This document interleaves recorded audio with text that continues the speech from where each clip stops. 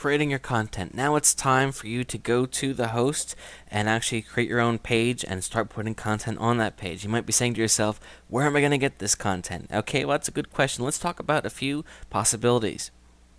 You can research your niche and find out what people want to hear.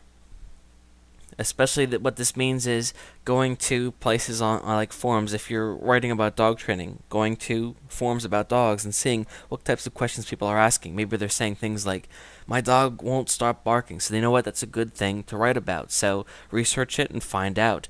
You don't have to reinvent the wheel here. Just learn a bit about your subject and then just write about it. You can also review products that you're trying to sell. So if you have a book on dog training, you can simply review it on your page. Of course, I know that when I'm looking to buy something, reading a review that at least I think is unbiased, it can be a deal breaker for me and lead me to actually buy the product.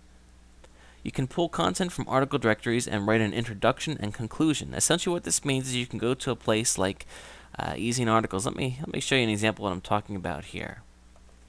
If I go to easyinarticles.com, you will see that a lot of people have already written tons of articles. I could type in here. See, let's say that I want to do one that's on dog training and that's barking. So dog training barking, and then a whole bunch of stuff came up here. Dog training, stop the barking. So now, of course, can I just take this content and claim it as my own? Of course not.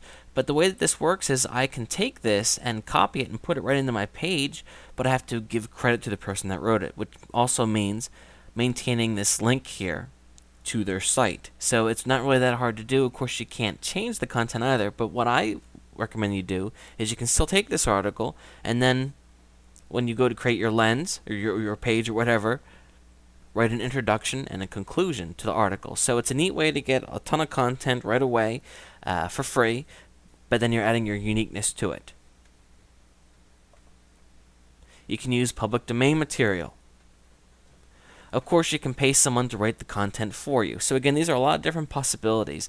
Now, people might be saying if you pull articles from article directories, the content is not going to be unique. Yes, that's very true, and which is why I suggest that you take the time to write other things on your page that are unique, so you still have that unique hook on your page, because it's definitely important if you want to be ranking well. So essentially, those are just some different choices that you have. The main purpose here to keep in mind is that you want your page to be interesting. Don't throw it together just to throw it together as quick as you can. Of course, we want people to find it, but not only find it, but then again, buy the products that we have on there. And that's going to require a well-written page that, really answers to what people want to hear. So keep that in mind and go out and start creating some content for these pages.